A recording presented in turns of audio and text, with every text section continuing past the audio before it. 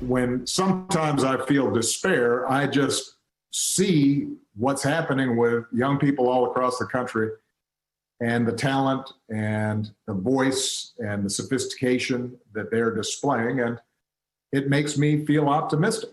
It makes me feel as if, this country is going to get better. I have to tell you, although I was very young when you had riots and protests and assassinations and discord back in the 60s, I know enough about that history to say there is something different here. You look at those protests, and that was a far more representative cross-section of America out on the streets, peacefully protesting, and who felt moved to do something because of the injustices that they had seen. That didn't exist back in the 1960s, that kind of broad coalition. This is a moment, and we've had moments like this before, where people are paying attention. And that doesn't mean that everything will get solved. And so don't get disheartened, because there's a marathon, not a sprint.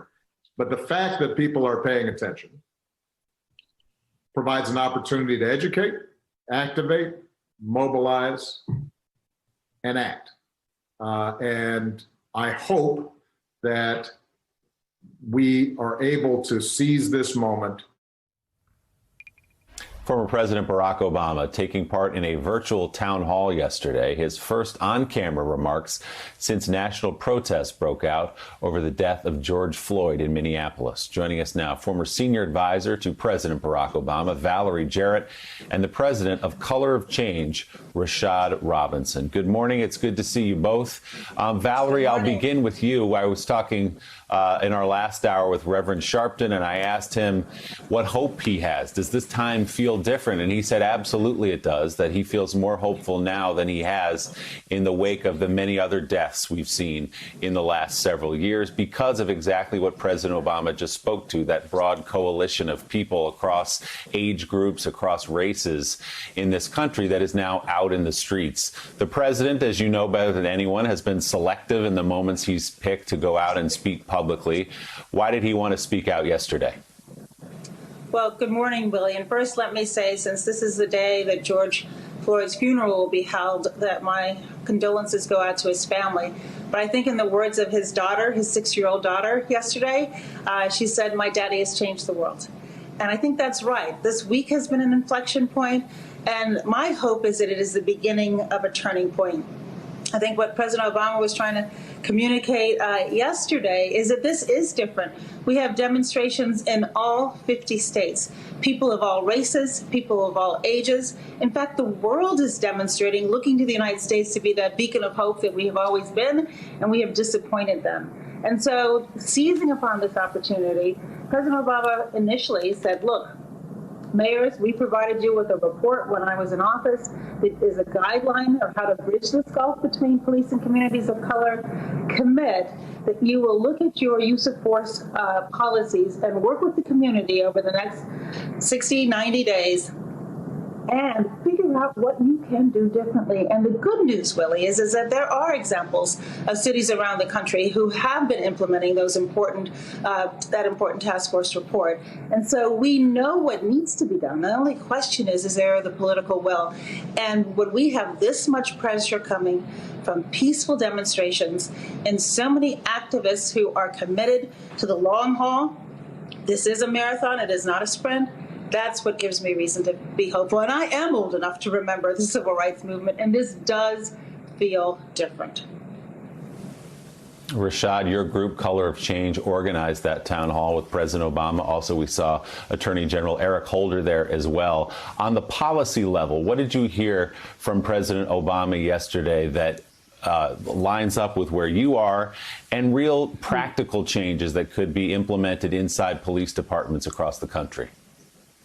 Well, I thought what was really great about what President Obama said was he uplifted some of the demands in his 21st Century Policing report that came out of that commission. And I testified at that commission, and it was, important that he uplifted those, but he also talked about how things have changed, how we have more data, how we have more understanding of some of these problems, and that the place that we are now in terms of what we should be pushing for has moved some. The other thing that I really appreciated about President Obama is him opening up his platform, because right now we are at an inflection point where we can really have a huge opportunity to move forward. And him being able to really talk about that, but also talk about sort of the activists on the ground who are moving strategies around policing, that is going to be great. Some of us in that forum and in that room, whether we were asking questions or like me presenting, we're outside the White House sometimes, and sometimes on the inside. We were pushing sometimes and challenging sometimes. And it's a reminder of how politics can work when you have mature figures that can come to the table. Could you imagine the president now sitting at the table with people who had delivered petitions or pushed for demands? But President Obama recognized that there are different roles that we have to play, and recognized that even though we may have been pushing sometimes during his time in office, there is a real responsibility that we are thinking about all the various ways, both local and national, that we have to make real change. Yeah, Valerie, the president and I are contemporaries. I think he may have been born a year before me, but we were playing t-ball during. And I always tell my children this when they call me a boomer. I say, no. I was playing t-ball not only during Woodstock, I was still playing like Little League baseball in an elementary school during Watergate. But, the civil rights movements of the 1960s, they're just clips for the most part for those of us born when we were. But I'm struck as well, and I'm so glad the president reminded Americans of this. When you look back at the clips of the great civil rights marches and the movements of the 1960s, the overwhelming majority of people marching were black. My 12-year-old boy noted in recent Minnesota protests and some D.C. protests that the majority of the protesters were white. Often. And so, of course, that's just the case in certain marches, but there is a broad coalition that President Obama spoke about. There is an awakening of all Americans. And I've got to say, most importantly, it was great to hear him say that he was optimistic, that this America, he believed, was moving in a positive direction.